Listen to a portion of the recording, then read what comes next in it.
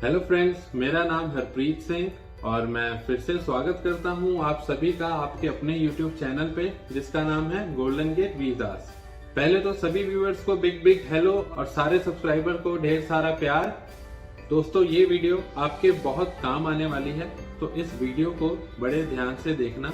अगर आप Schengen visa apply करना चाहते हैं तो गारंटीड ये वीडियो आपके बहुत ही काम आएगी।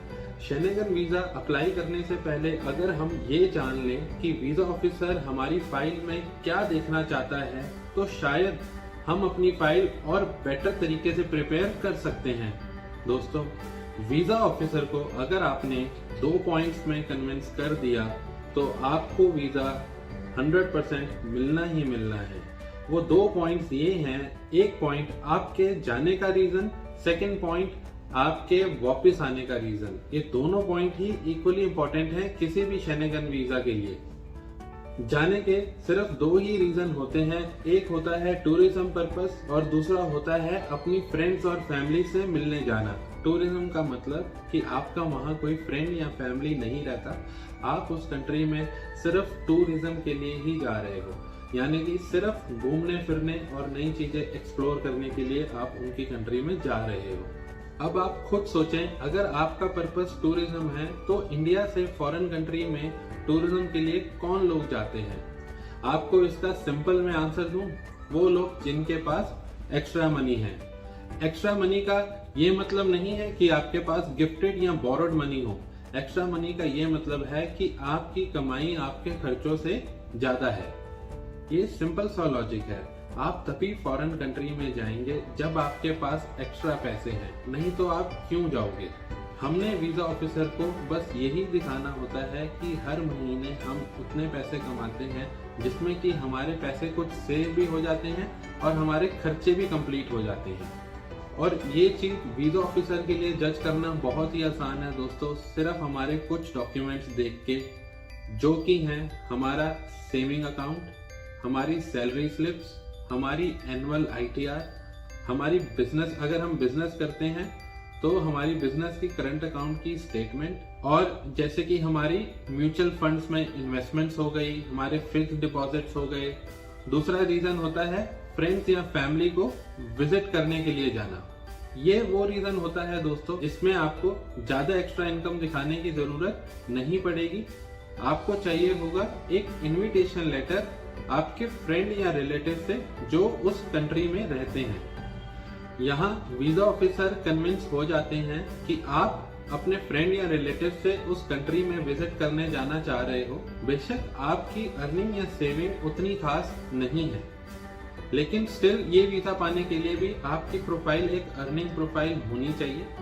ये अर्निंग की कंडीशन किड्स और रिटायर्ड पीपल पे नहीं है। तो दोस्तों, ये तो थे जाने के रीजन जो 2 तरह के हो सकते हैं, जिसमें कि आपको वीजा ऑफिसर को कन्विंस करना होता है। और इतना ही इम्पोर्टेंट होता है वीजा ऑफिसर के लिए आपके वापस आने का रीजन। अब बात करते हैं वीजा ऑफिसर किन चीजों में आपके वापस आने का रीजन ढूंढते हैं। दोस्तों, अगर आपकी होम कंट्री में सैलरी अच्छी है, फॉर एग्जाम्पल 40-50 हजार से ऊपर है, तो ये एक उनकी नज़रों में अच्छा रीज़न है कि आप वापस अपनी होम कंट्री में आके अपनी जॉब ज्वाइन करोगे। इसीलिए आप अपनी जॉब की NOC भी साथ में वीज़ा फाइल में लगाते हो। दूसरा, अगर आप इंडिया में स्टूडेंट हैं तो उनको ये लगता है कि आप इंडिया में वापस अपनी डिग्री कंप्लीट करने ज़रूर आओगे।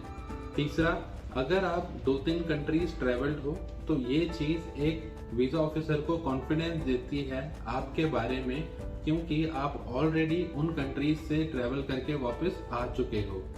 और वो कौन सी कंट्रीज हैं ये भी बहुत मैटर करता है। नेक्स्ट, अगर आप अपने पेरेंट्स के ओनली चाइल्ड हो या आपके ट्रिप में आपके साथ आपकी वाइफ और बच्चे ट्रेवल नहीं कर रहे, तो ये भी एक सोशल टाइप में आता है और इससे भी वीजा ऑफिसर को लगता है कि आपके वापस आने के चांसेस थोड़े ज्यादा हैं। अब कुछ लोगों को लगता है कि उनके पास काफी प्रॉपर्टी है और उनको वीजा आसानी से मिल जाएगा। उन लोगों को मैं ये बताना चाहता हूँ कि वीजा ऑफिसर को आपकी प्रॉपर्टी से उतना फर्क नहीं पड़ता, आपकी ITR वैल्यू से पड़ता है। बेशक आपके पास बहुत प्रॉपर्टी है, लेकिन आप अगर अर्निंग प्रोफाइल नहीं हो तो वीजा ऑफिसर की नज़रों में आप अपनी प्रॉपर्टी बेच के तो ट्रैवल करने नहीं जाओगे, तो उनको चाहिए आपके पास लिक्विड मनी। तो दोस्तों, ये थे वो 2 रीजन जिसमें हमने कि अपने वीजा ऑफिसर को कन्विंस करना है। अगर हम ये 2 रीजन दिमाग में रख के अपनी फाइल प्रिपेयर करेंगे तो यकीनन हमारे वीजा लगने के चांसेस बहुत ज्यादा बढ़ जाते हैं। अब बात करते हैं शेनिगन वीजा के डॉक्यूमेंट रिक्वायर्ड लिस्ट की। दोस्तों, शेनिगन वीजा की डॉक्यूमेंट्स की लिस्ट ये आपके सामने स्क्रीन पे है। मैं भी आपके लिए इसको रीड कर देता हूँ। पहले हमको चाहिए होता है एक फिल्ड वीजा एप्लीकेशन फॉर्म, दूसरा कवर लेटर, तीसरा ट्रैवल आइटनरी, चौथा hotel bookings and flight bookings reservation. ये सारे डॉक्यूमेंट्स आपको हम प्रोवाइड करते हैं। और क्लाइंट्स की तरफ से हमें कौन से डॉक्यूमेंट चाहिए होते हैं, जो कि हैं आपकी 3 या 6 मंथ्स की savings bank statement, scan passport copy front and back pages की, Aadhaar card and PAN card copy, travel insurance 30,000 euros का, जो जिसमें की लगते हैं लगभग 1,000 रुपए, आपका मैरिज सर्टिफिकेट इफ एप्लीकेबल, आपका स्पॉन्सर लेटर इफ एप्लीकेबल। अब फॉर सैलरी के लिए डॉक्यूमेंट लगते हैं 3 मंथ्स की सैलरी स्लिप्स, आपका जॉब एनओसी लेटर, आपके जॉब प्रूफ का कोई भी कॉन्ट्रैक्ट या अपॉइंटमेंट लेटर, और जो लोग बिजनेस करते हैं उनके लिए रिक्वायरमेंट है बिजनेस की करंट अकाउंट स्टेटमेंट, बिजनेस का कोई भी गवर्नमेंट रजिस्ट्रेशन प्रूफ जैसे कि GST certificate, SSI certificate, MSME certificate, और साथ ही में आपके कुछ बिजनेस के कॉन्ट्रैक्ट्स भी आप लगा सकते हैं। और जो स्टूडेंट्स हैं उनके लिए हमें चाहिए होता है करंट एजुकेशन का प्रूफ और अपनी कॉलेज या यूनिवर्सिटी से एक लीव एनओसी लेटर। ये डॉक्यूमेंट इकट्ठे करने के बाद हमें लेनी होती है एक वीएफएस से अपॉइंटमेंट। ऑलमोस्ट सारी शेनिगन कंट्री की एम्बेसी फीस 80 यूरोस के आसपास होती है, प्लस होते हैं वीएफएस चार्जेस जो कि लगभग 2,000 रुपए के आसपास होते हैं। Exact VFS charges country to country different होते हैं। अपनी वीएफएस की अपॉइंटमेंट में आपने सबमिट करने होते हैं अपने सारे documents along with your original passport and original bank statement, जो कि होनी चाहिए बैंक ऑफिशियल से स्टैम्प एंड साइंड। आपकी फोटो भी वहीं खींचेगी और आपके बायोमेट्रिक्स भी वहीं लिए जाएंगे। आपके बायोमेट्रिक्स की वैलिडिटी 5 साल तक वैलिड होती है। उसकी रिसिप्ट को संभाल के रखिएगा। नेक्स्ट, अगले 5 साल में आपको किसी भी और शेनिगन कंट्री का वीजा अप्लाई करना हो तो आपको बायोमेट्रिक्स देने की जरूरत नहीं है, अगर आपके पास पिछले बायोमेट्रिक की रिसिप्ट आपके पास है। वीएफएस अपॉइंटमेंट लेते हुए हमेशा याद रखिएगा दोस्तों, कभी कभी आपको इंस्टेंट अपॉइंटमेंट डेट्स नहीं मिल पाती। रश होने के कारण कभी कभी आपको 1 महीने तक भी अपनी अपॉइंटमेंट का इंतजार करना पड़ सकता है। आप अपनी ट्रैवल डेट के 3 महीने पहले वीजा अप्लाई कर सकते हो। अगर आप अपने शेनिगन वीजा के लिए हमारी सर्विसेज लेना चाहते हो तो आप हमें हमारे दिए गए व्हाट्सएप नंबर पे कांटेक्ट कर सकते हैं।